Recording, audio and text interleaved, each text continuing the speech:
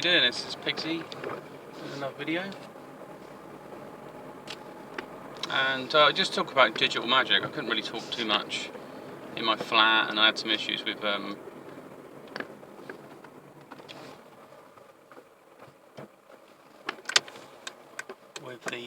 reason it was set up to use the memory on the camera on the phone, I should say, over that of the micro SD. So I kept on saying it didn't have enough space. I thought, what's going on here? But anyway, yeah, digital magic. What's that all about? Well, most things are evolving, and so is the consciousness. And magic is rooted in the consciousness. It's the connection between the consciousness and anything else. And it also incorporates using things to cause influences or get results, cause and influence and results yourself, or being able to read knowledge both forward, backwards in time and other things. So there's like clairvoyancy and there's mentalism, and there's manifestation magic, and there's like conjuration. Conjuration, you pull things up. Manifesting, you create directly, and there's your clairy magic of hearing things and learning things, knowledge, seeing into the future and stuff. That's so it's always different realms of magic, basically. But anyway, as it evolves into this universe, so does magic. And so what we've got is digital magic. What's that? It's things like social media. People use Instagram. That's has a magical effect. You know, people start to like you. People start to focus their intentions on you. And will these intentions prove your life? Possibly. You know, people do things like crowdfunding for things and stuff. That in itself has a physical basis, but it still requires a consciousness to want them to send you money and do things like that. So it's connecting at a kind of energetic level with people and their consciousness and the will things to happen, and they do it in a collective manner. So that's got one level. I mean, there's other things on Instagram where you get people troll you, and they're in reverse. They're doing almost like a black magic against you. So they're wishing you bad things, harm. I mean, the other thing, somebody says, you know, I wish you were dead, and they say how. They're firing out an intention at you. You can visualise what they mean, and you can feel their kind of hatred, or you can feel their darkness about them. Or if somebody says, you know, really have a great day, you know, I love you, you're so special, or whatever, you know, that can change how you feel inside, and it reaches you at a kind of spiritual level. So there's an intention. There's things out of your control and there's things within your control. So internally, if you internalise it in a certain way, you can say, well, that's just psychology. But if it's causing something that goes beyond psychology, which it is, I guess, it's just psychology explains the science behind it. But the cause and the effect, to be fully understood, still falls in the realms of magic.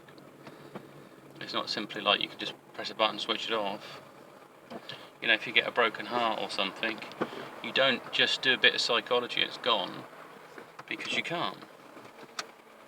You're still attached at this kind of quantum level to that situation emotionally, with energy. Otherwise, like I say, it could be simple to resolve it. It requires a lot more work around it, and you can only really sort of tap into the chemical effects. I guess the spiritual effects shouldn't limit psychology just to the physical realm. It's just that was a desire to turn everything towards science. Something in the sensory spectrum and in the logic. I didn't want so much in the feeling spectrum and in the consciousness. So it's sort of limited it. So that's just one element. I covered stuff where you could put your intentions into things. No different than spells. They used to be put on bits of paper.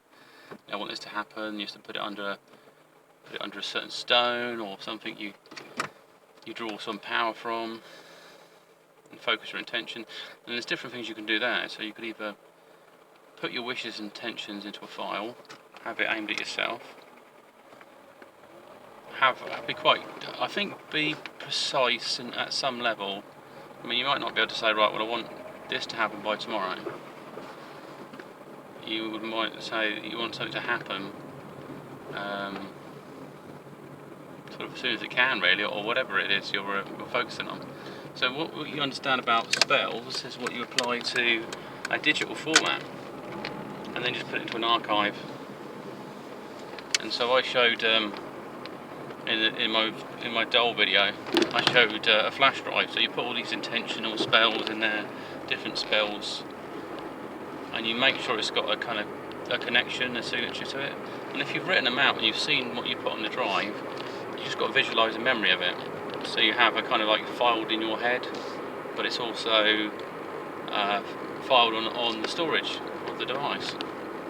And then put that device, well, for me it's going to be put inside the doll, and the intentions are collected within that.